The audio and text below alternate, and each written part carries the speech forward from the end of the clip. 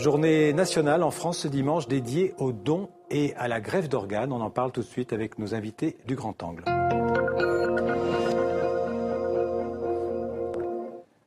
Un chiffre avant de lancer notre débat, 50 000 Français vivent aujourd'hui grâce à une greffe. En ce moment, en juin 2014, 19 000 autres Français auraient besoin d'être greffés. Malheureusement, on manque en France de donneurs. Et comme vous allez le voir dans le clip qui va suivre, si vous voulez un jour donner l'un de vos organes, il suffit de le dire maintenant. Le bon moment pour dire à vos proches si vous êtes ou non pour le don d'organes, c'est maintenant. C'est maintenant parce que vous n'êtes pas en train de courir, de raconter une histoire, de galérer, de draguer, de travailler, de vous balader, de traverser, d'étudier ou de perdre 3 €. Non, vous êtes là, tranquille, devant votre télé, en train de regarder une pub. Et comme une carte de donneur, ça ne suffit pas, maintenant c'est vraiment le bon moment pour dire à vos proches si vous êtes ou non pour le don d'organes. Après, vous pouvez toujours attendre, mais ce serait dommage, car vous serez peut-être en train de passer le plus beau jour de votre vie, de rater votre bus, de jouer de la guitare double manche, de sympathiser, de rompre, de recommencer, de refaire votre photo de profil, de ramer, ou de sauter. Don d'organes, il suffit de le dire, maintenant. Alors on va parler du don d'organes et des greffes avec nous en plateau pour parler donc justement de cette journée nationale du don et de la greffe d'organes en France. Le docteur Patrice Guérini, bonsoir. Bonsoir. Alors vous êtes chef du service de régulation et d'appui de l'Agence de la biomédecine. C'est une agence publique nationale qui a été créée en France en 2004 et vous êtes, je dirais, cette agence, le carrefour, le passage obligé pour toutes ces questions de greffe et de don d'organes en France. En face de vous, Thibault Lorenzi, bonsoir. Bonsoir. Alors Thibault Lorenzi, vous avez 36 ans et vous avez un nouveau cœur depuis 4 ans et demi. Vous avez été greffé en 2010. Alors tout de suite, ma première question sera pour vous. Comment allez-vous ce soir ? Je vais très bien, merci. Donc la greffe a été une réussite totale ? La greffe a été une réussite, oui. Ouais. Et ça réussit bien. Alors vous avez une longue histoire cardiaque puisque vous avez été opéré, je pense, une première fois tout bébé. À 4 mois. À 4 mois. Et puis 30 ans plus tard, votre cœur a commencé à donner des signes de faiblesse et à vous lâcher ? Oui, quasi du jour au lendemain, en fait. Ouais. Alors, vous avez été placé sur une liste d'attente pour une greffe. Oui. Vous avez attendu... J'ai attendu 1 an, 1 semaine, quoi, un peu plus d'1 an. Ouais. Donc, j'ai relativement de la chance. 1 an, c'est pas beaucoup, en fait. C'est très variable. Ça va dépendre un peu de l'état du patient qui est en attente. Très probablement, on pouvait attendre un petit peu. Ouais. Il y avait peut-être des receveurs qui étaient plus urgents et qui ont donc bénéficié de cœur un petit peu avant... Ouais. En quelques mots, comment ça se passe le jour où on apprend que quand le téléphone sonne et qu'on apprend que le greffon, c'est pour vous ? Mais ça s'est passé comme dans les films, en tout cas pour moi. Et c'était un dimanche matin à 4 heures. Donc, ou un samedi soir à 4 heures du matin, ça dépend. Voilà. Et ça se passe, moi, le coup de fil m'a réveillé. Ouais. Et le deuxième coup de fil, j'ai refusé parce que j'étais dans mon histoire. Ouais. Et donc, on m'a rappelé 3 fois. Et du coup, il a fallu vous convaincre. À 4 heures du matin, oui, sur un coup de téléphone, c'est vrai qu'on n'est pas... Voilà. Mais c'est pas me convaincre. Hein, voilà, je m'attendais pas, on s'attend pas à ce genre de coup de fil. Voilà. Et alors, depuis lors, vous menez une vie normale. Qu'est-ce que vous avez comme métier aujourd'hui ? Aujourd'hui, je suis monteur-installateur d'objets d'art au Mobilier National. Donc, c'est un métier assez physique ? C'est un métier physique, ouais. Je transporte des meubles, donc des beaux meubles, dans des beaux endroits. Ouais. Alors, il y a une contrainte quand même, c'est que vous devez prendre des médicaments à vie. Oui, c'est la seule contrainte des greffés. Enfin, la seule contrainte, en tout cas, pour moi aujourd'hui. C'est des médicaments anti-rejet, quoi. J'ai des médicaments anti-rejet et j'ai aussi quand même des médicaments qui contrecarrent les effets indésirables des anti-rejets. D'accord. Alors, docteur, il y a un gros problème en France, on l'a dit rapidement tout à l'heure, c'est qu'il n'y a pas assez de donneurs en France. Alors, si je suis volontaire, si j'étais volontaire pour donner un de mes organes, qu'est-ce que je dois faire ? Alors, au départ, vous n'êtes pas volontaire. On est tous donneurs. C'est ce qu'on appelle le consentement présumé. Donc, on est tous des donneurs, sauf si, de son vivant, on a exprimé une opposition au don d'organes. Et c'est pour ça qu'il est important de transmettre sa position, que ce soit en s'inscrivant sur un registre, puisque l'Agence de la biomédecine gère un registre national des refus. Vous êtes inscrit, la procédure s'arrête immédiatement. Donc en fait, en principe, on est présumé donneur. Tout à fait. Alors évidemment, il y a des moments où on n'est plus en état par définition. Si on est mort, on peut aussi faire des dons d'organes de son vivant. On peut donner un rein. Tout à fait. Parce qu'il y a des organes qu'on donne de son vivant. Mais par contre, si on n'est plus... Alors justement, ça pose aussi la question de... C'est une question qui me vient à l'esprit, ça pose la question de la mort.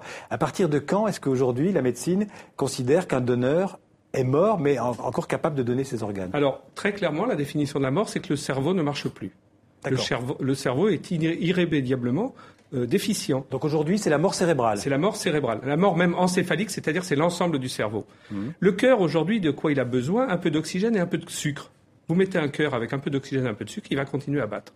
Mais ça a changé, ça. Avant, c'était le cœur. Non, ça n'a pas changé.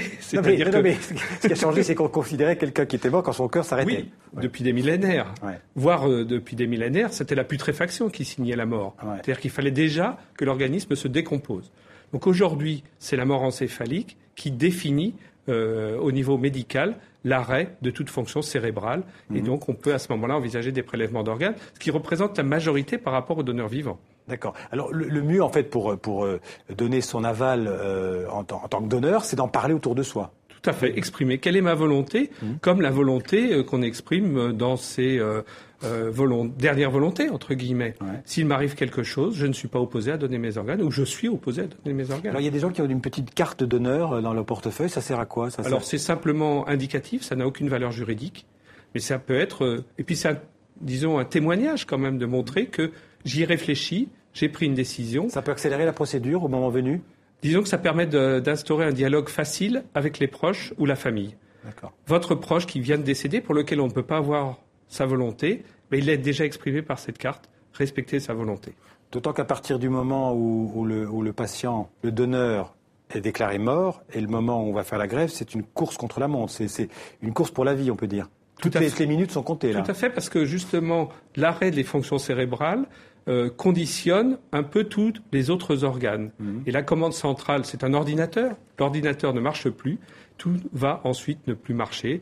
Le cœur, la tension artérielle, etc. On a combien de temps, en fait, C'est variable, mais c'est de quelques heures à quelques jours, mais jamais beaucoup plus. Alors, il y a 3 grands principes. En France, c'est le consentement supposé, on en a parlé. Il y a aussi que le don doit être gratuit. Tout à fait. Et aussi qu'il y a un anonymat entre le donneur et le receveur. Par exemple, vous, Thibault, vous ne connaissez pas votre donneur? Non, je le connais pas. Et vous n'avez jamais eu envie de le connaître? Je sais que la question est un peu bateau, mais... Non, c'est pas une question bateau. Oui, j'aurais voulu peut-être connaître la famille, j'aurais voulu adresser une lettre, parce que je sais qu'on peut adresser une lettre. Et donc, ce monsieur m'a expliqué aussi que l'inverse est possible, c'est-à-dire que les parents du donneur peuvent se renseigner sur la personne qui a reçu le don. Donc c'est quand même, je trouve, assez important pour ceux qui désirent. En fait, il faut que la lettre soit anonyme.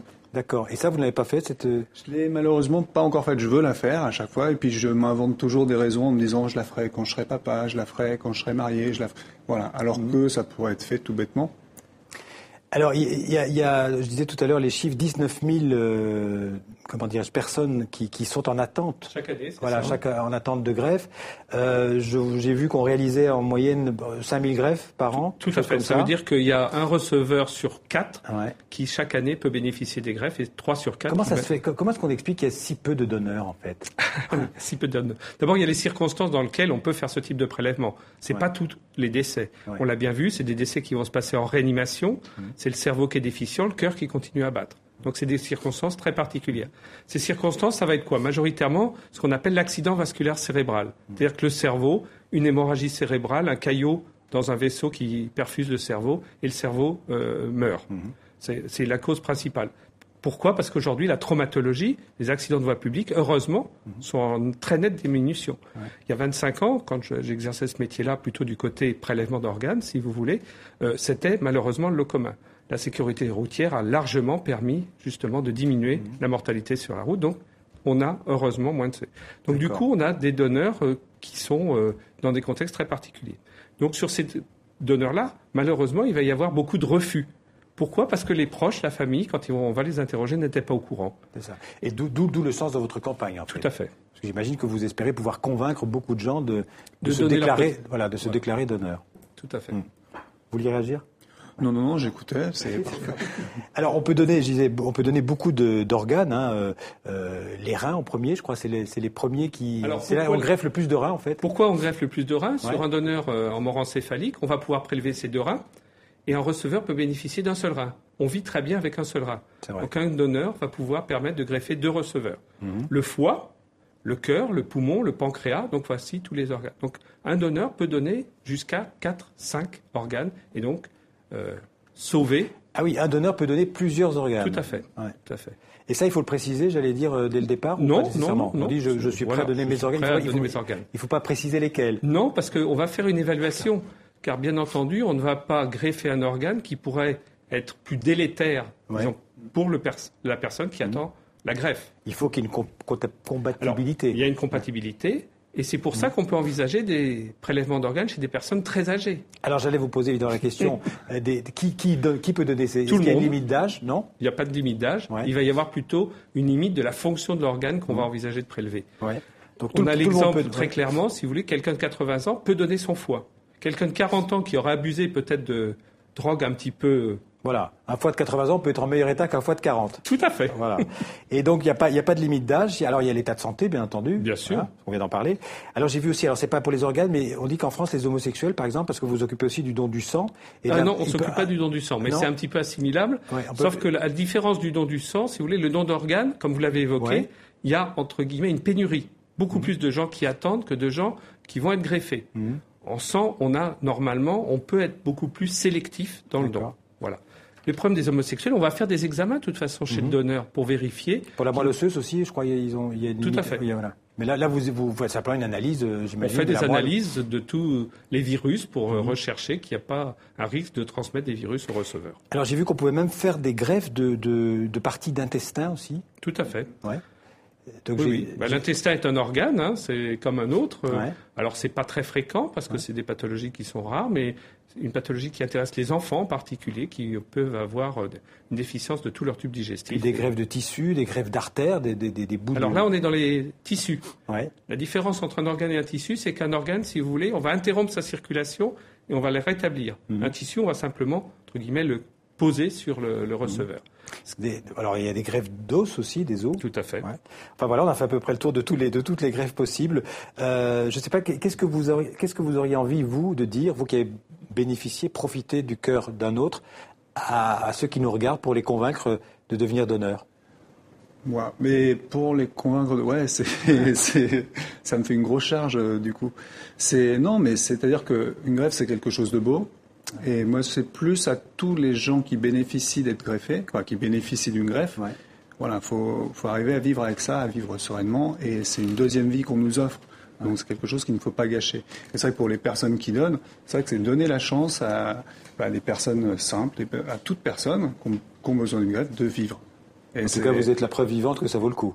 Ça vaut le coup et ça donne envie de vivre. Voilà, il faut vivre.